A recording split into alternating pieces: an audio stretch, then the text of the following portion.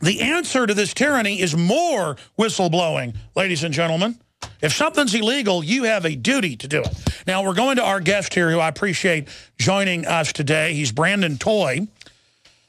And a few weeks ago, his resignation letter went viral. Millions read it.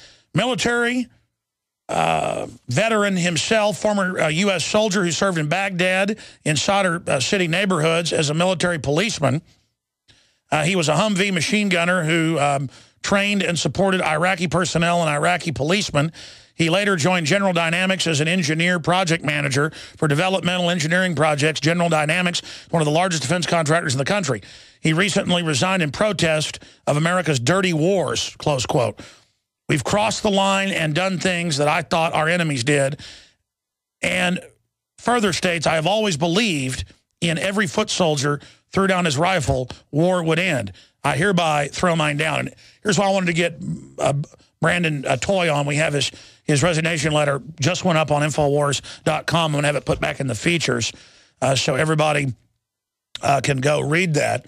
But the issue here is that that's why they want to go to the drones and autonomous ground robots, and basically it looks like a tank that's autonomous and operates on its own, a hunter-seeker. I was a Marine Corps colonel in 1999, contacted me. Well, I met him out in California at some urban events they were having. And, I met a contact who got me in touch with him. And then I met him.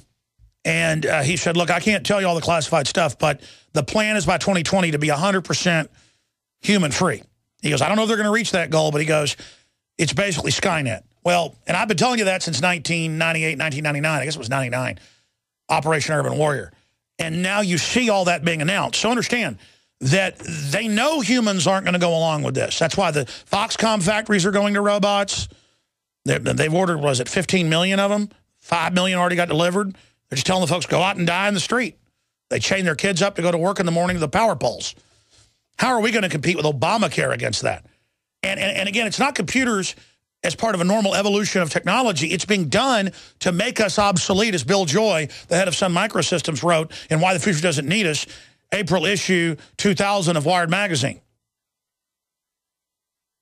So I want to explain, it's now time for the whistleblowing. It's now time to not go along with these illegal wars. It's now time to say no, because if we get much further down this road, another 6, 7, 8 years, and they're a little bit behind, maybe 10 years, it's going to get harder and harder, folks, where it's not going to, that's why they're already ruining the military with women in frontline combat and all that. Because it's time to ruin it anyways and make it dysfunctional. Humans have free will. They don't want that. Thank you, sir, Brandon Toy, for joining us. Tell us about your experience in Iraq, as I don't have it in your bio. Are you Army or Marines? I guess. And just a little bit about your awakening and your letter. And I really appreciate your courage in coming on. Oh, thanks, Alex. Thanks for having me on. Yeah, I spent 2005 in Baghdad on the east side. I was stationed at Camp Rustamaya, and I was a machine gunner, as you said. And our mission was to train combat troops, Iraqi policemen and Iraqi National Guard, to basically take over, was the plan. I spent the entire year there, came back, went to school, started to work for General Dynamics. It was an easy transition, of course, going from the military to a defense contractor. And even in Iraq, I started to realize that this wasn't exactly what I signed up for. And when I got home, you know, there's a lot of journalists, whistleblowers, activists who have come out with evidence of criminal actions by the United States military that I became aware of.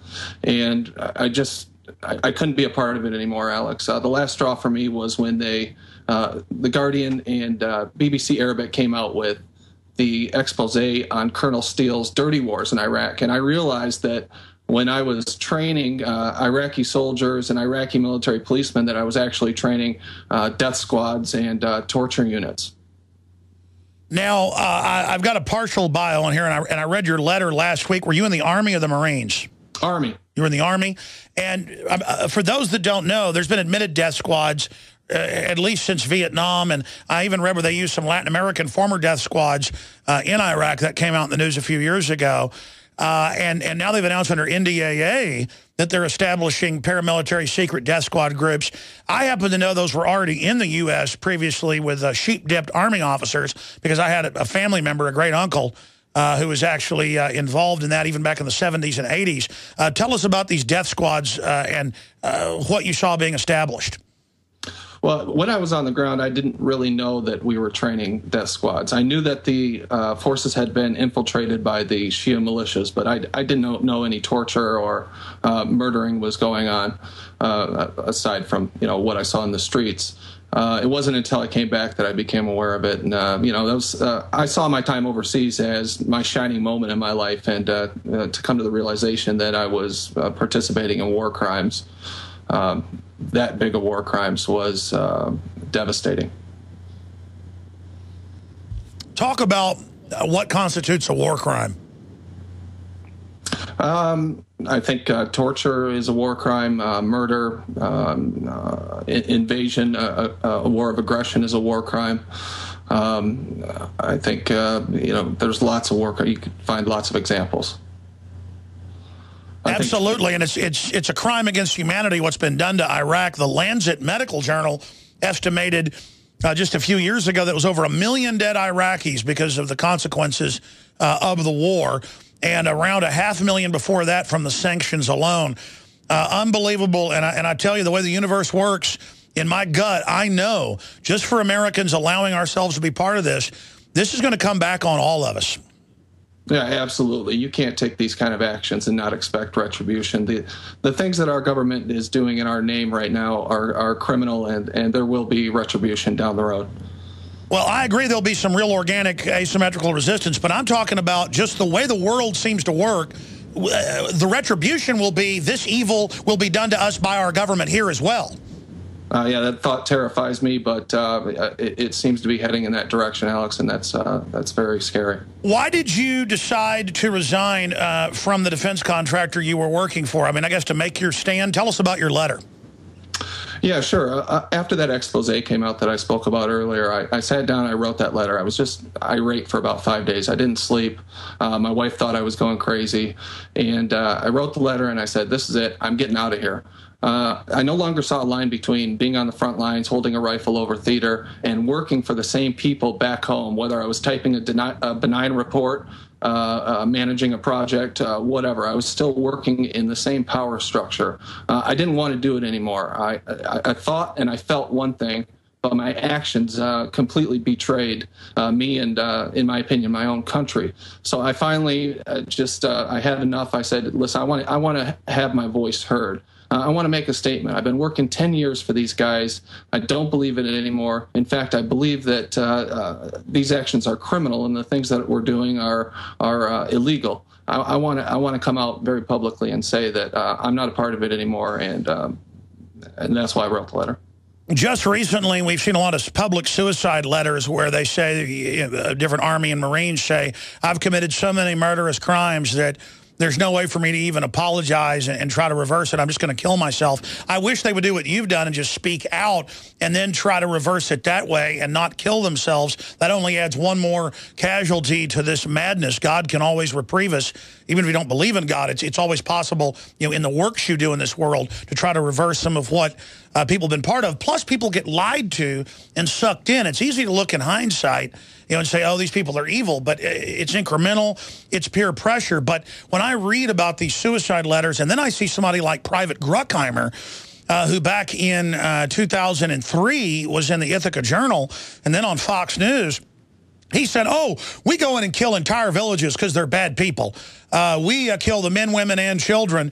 And then the Pentagon clarified, well, only certain villages. And for those that don't know, why don't you describe the type of things that go on? Because it's been confirmed by General Tagumba's own report of the Army of what went on at Abu Ghraib and other facilities, including the rape of children sanctioned in front of their parents. I mean, that is Hellraiser type stuff.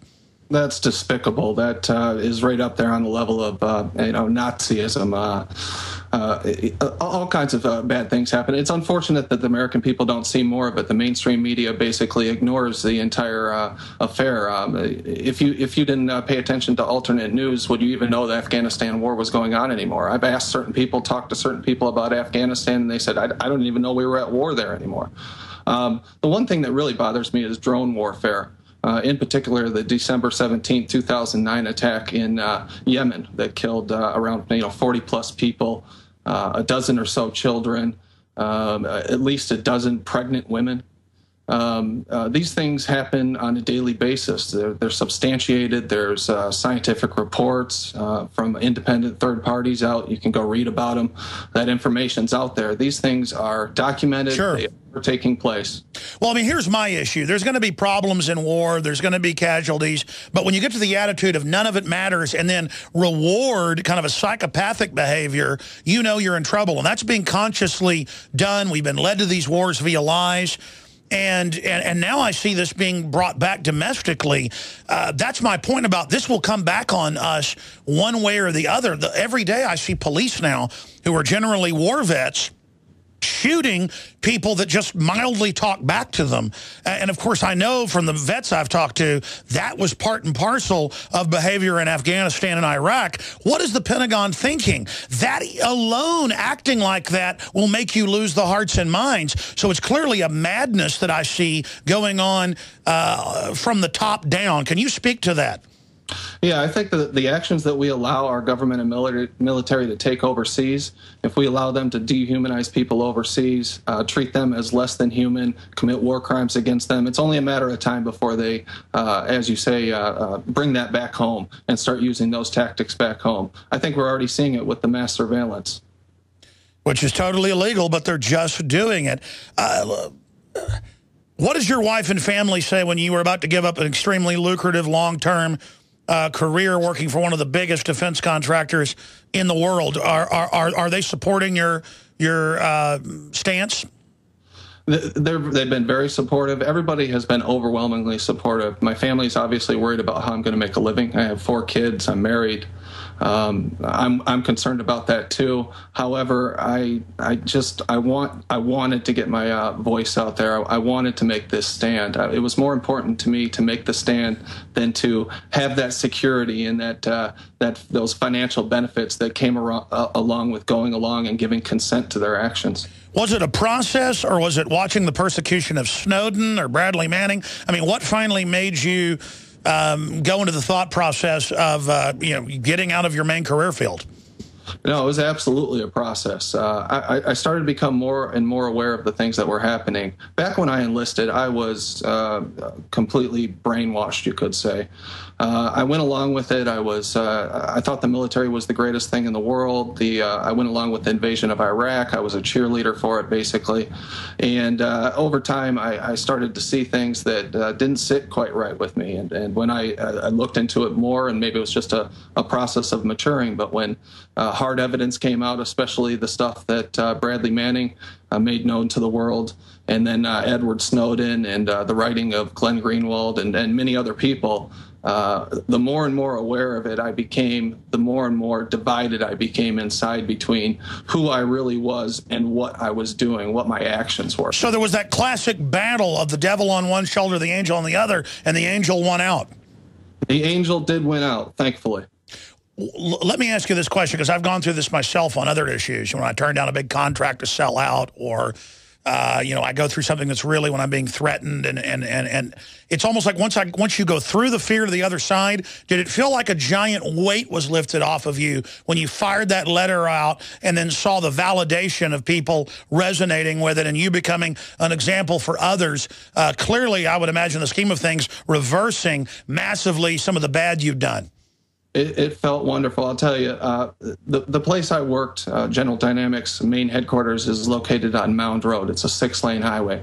I went out to lunch that Monday before I shot off my letter, and I drove back and forth, and I was listening to music, just dreading going back, because I dreaded going there all the time. And I just made this decision. This is right. It felt 100% right.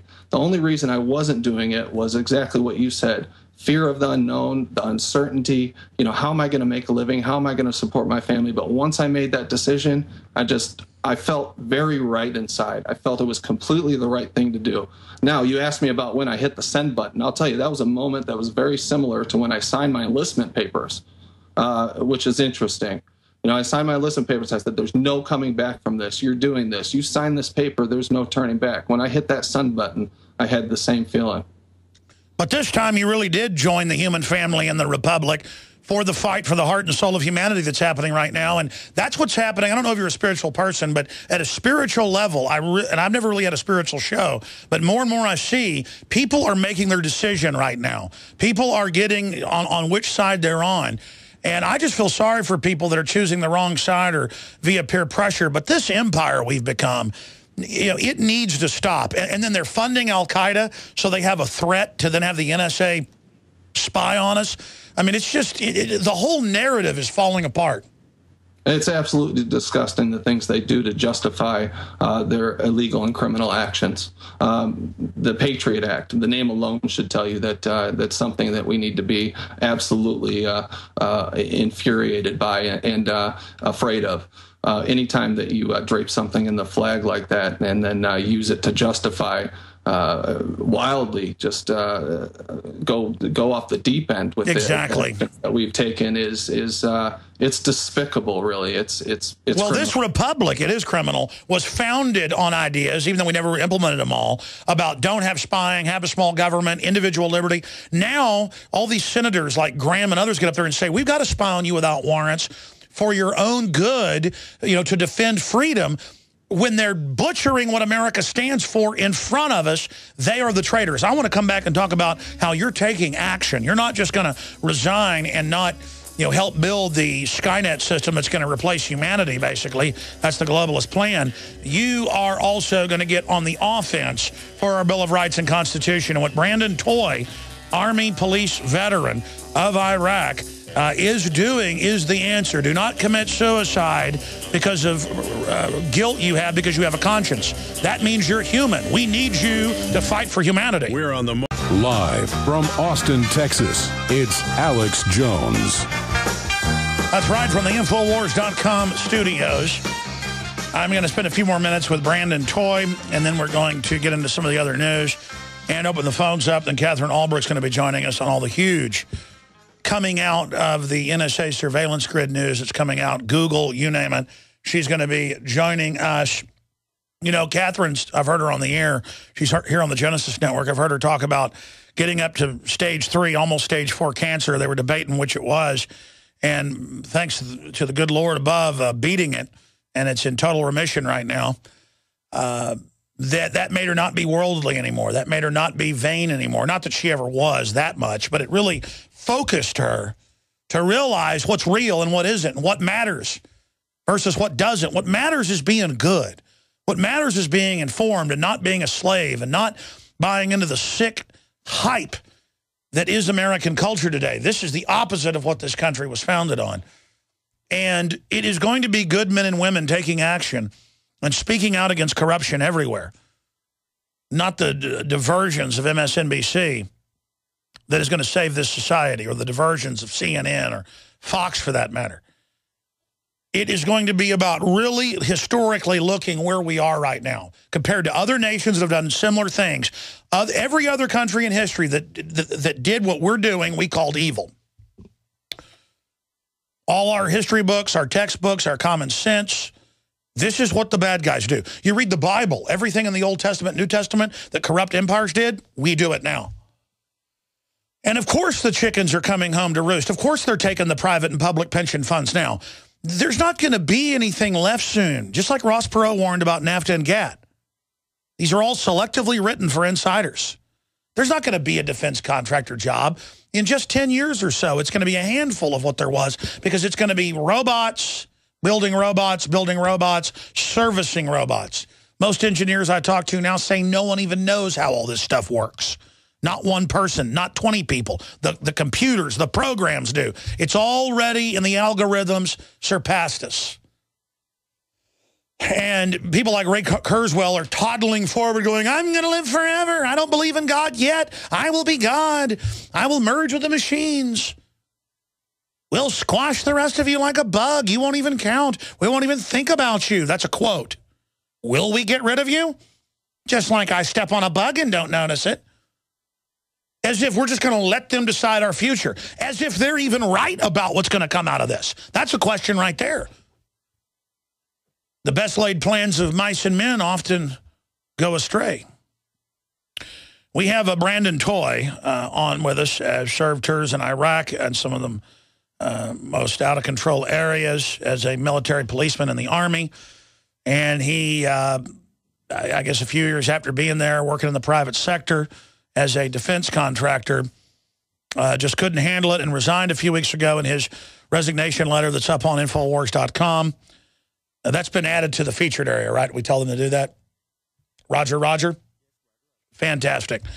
And so everybody needs to get that and send that back out to everyone so you can see what the real soldiers are saying. And, of course, Pat Tillman started saying stuff like this, and they killed him. And even gave you a nice story about how he charged a machine gun nest of al-Qaeda. Turned out it was friendly fire on purpose. And the Air Force coroner, who they had do the Army autopsy there at the base, said this was homicide.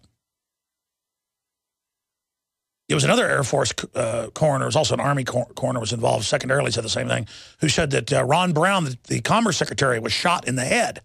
See, there's a lot of good people that won't lie for the system. And let me tell you something, folks. It's those men and women that are in government, corporations, private life, that are holding back the total evil coming in. That's how history works. Good men do nothing. Good men stand down. Good men serve evil because of lies. And all hell breaks loose because then every secret demon in the bad people is now in control. No one's there to block them. No one's there to say no. Because you're beaten over the head with 21st century propaganda. But Brandon Toy understands the info war. And that's why he is going to become a filmmaker and is doing a Kickstarter program. And I'm not involved in this, but I think it's a great idea. That's why we're having him on. Just like we had the Paul Revere contest. Because it's about getting you to become filmmakers, you to become radio bloggers, you to become writers, you to report on what's happening in your area. Doesn't mean you're perfect, doesn't mean you have all the answers. But you have a good heart, you want to do good, you've got to take action. And together, we will beat this technocratic takeover. So, Brandon, tell us about your Kickstarter program. I love the name of the film you want to produce. It's More Human Than Human, and then we'll put it back up on screen. I'll give them the full headline, Less Than Human. Again, More Human Than Human / Less Than Human. Brandon Toy, tell us about the film idea you've got. Sure, Alex. Actually, it's More Than Human, Less Than Human. And you can check out more information at morelesshuman.com. That'll redirect you to the Kickstarter project. Yeah, let's put that back on screen for folks, if they're TV viewers, and I'll give it out again for folks. I was reading from the bottom of the screen. More Than Human / Less Than Human. What does that mean? That means basically I want to look at the causes and consequences of viewing certain populations, certain people as less than human, and other populations as more than human. Why do we violate the natural rights, the human rights, the civil rights of some people and view it as all right, and other people we would never do that same thing to? For example, consider the reverse of a drone strike in Yemen. Imagine that we committed a drone strike in Manhattan. We take an extreme example. The new al-Qaeda head was hiding out in Manhattan, and the CIA decided that it was easier to drop a drone in there, and they killed a bunch of civilians. We would never accept something like that. But we'll accept it if it happens in Yemen or Pakistan or another Middle Eastern country that we're not even at war with. And it's not even because they're, quote, brown, because they're bombing areas that have, quote, white people in them. It's because the media has said it's okay because they're all terrorists.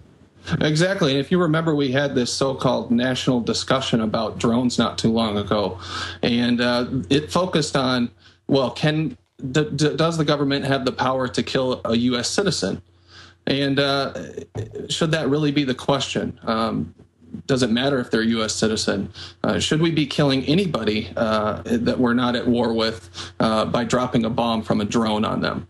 And a lot of civilians are dying because of the criminal actions of the United States. Well, then I've heard talk show hosts say, hey, war is terror. You know, we need to bomb more cities like in World War II, which, again, Hitler was terrible. But if you actually really study the real history, he was only bombing military bases in England, and they did nighttime raids on Berlin on civilian areas to trick the Nazis to bomb civilian stuff so the infrastructure wouldn't get destroyed and to get the people behind the war, and Hitler played right into it. And then that introduced the idea of unrestricted submarine warfare on civilian ships, unrestricted bombing of whole cities.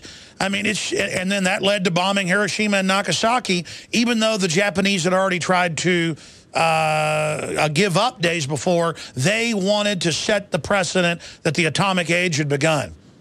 Yeah, this is not a new tactic. The United States military has used this tactic, as you alluded to, during World War II, in the fire bombings in Germany, in Japan, in Vietnam.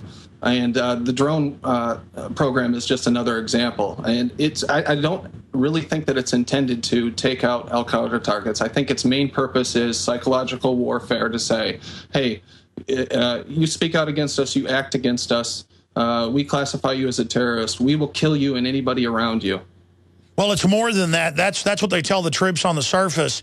In Pakistan, the globalists actually brought in 30,000 Taliban al-Qaeda leaders in the airlift of evil, 2001, 2002. That's, you know, BBC News, AP, Reuters, and actually used them to destabilize. I've had Hamid Gul, their former top general, on, and I don't just trust him. Mohammed Karzai's gone public.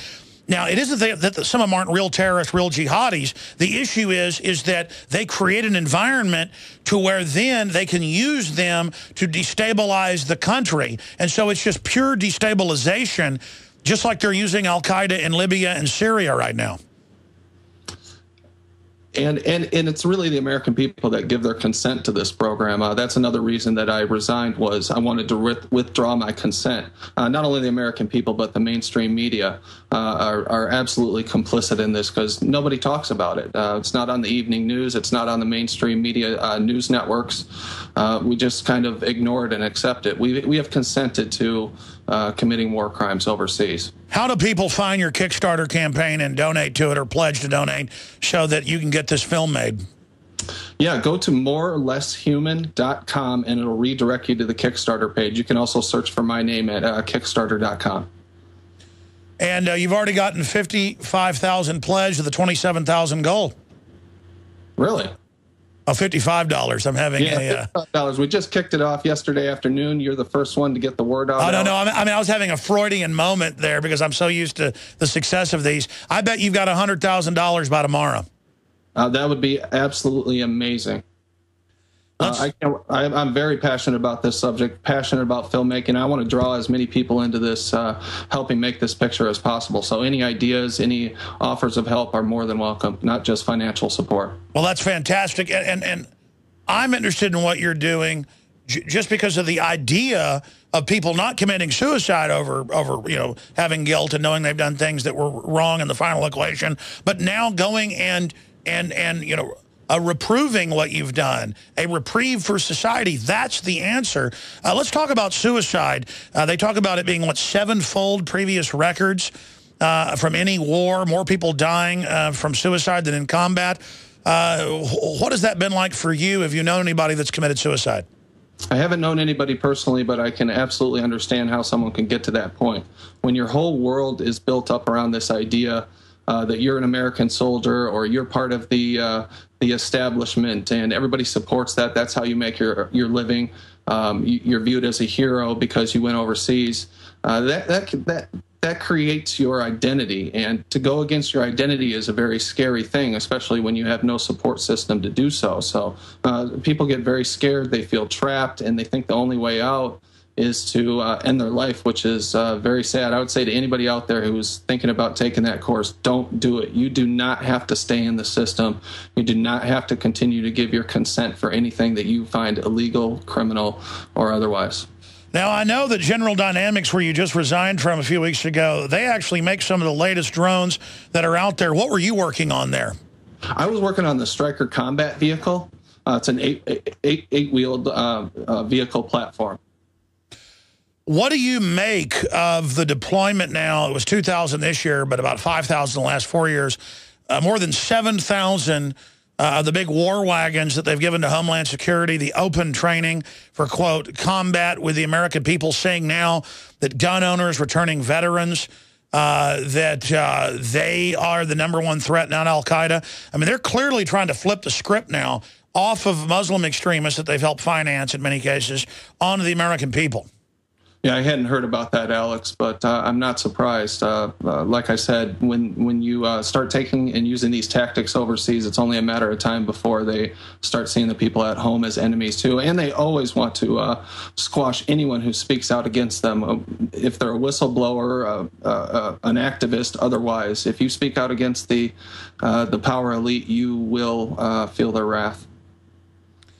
You know, you look at the former head of Google, but he still advises it, Eric Schmidt, who says you have no privacy. You look at the head of things like Facebook, Zuckerberg, saying his users are dumb effers for trusting him. But then they're obsessed with their privacy and have their girlfriends, in the case of Schmidt, wear hoods over their heads like Michael Jackson's kids. I mean, how do they think they're going to build this technocracy and then they're going to get away with it? I mean, the elite never get away with stuff when they build a tyranny. Smart elites, even if they're not moral, historically, and I've had a lot of top historians on who agree with me, they want to build something that has some checks and balances. I mean, this is madness, what they're setting in motion.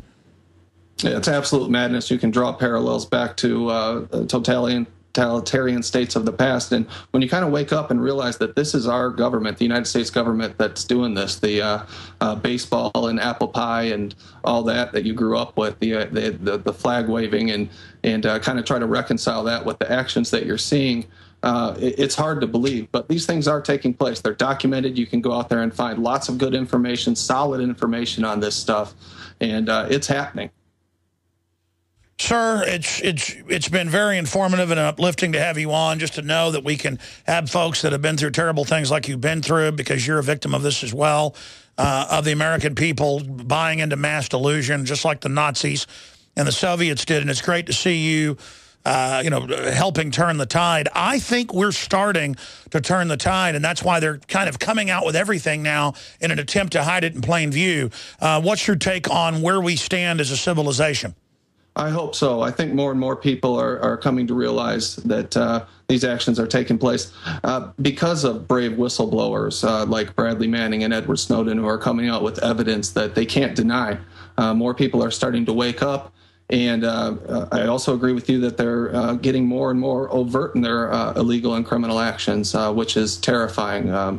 I'm worried about the country, but I think there are a lot of people here who will stand up, speak out, act when it's time to act. Well, they're trying to demoralize us. They're trying to break our will. They're using military tactics on us. But I found it's our military men and women that are the easiest to wake up, because you guys are aware of these tactics and go, wait a minute, this is being used on all of us. And so you guys tend to not be as naive as the public. So as much as we can criticize the military for being involved in a lot of bad things, there's a reason Homeland Security says you're the #1 enemy once you're out, because you are one of our biggest hopes, and you're showing that right now. Brandon, we salute you. God bless you, sir.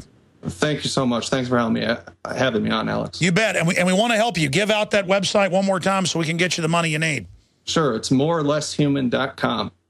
Morelesshuman.com. God bless you. Great idea. People can see your breakdown there on the site. Thank you, sir. Thanks, Alex.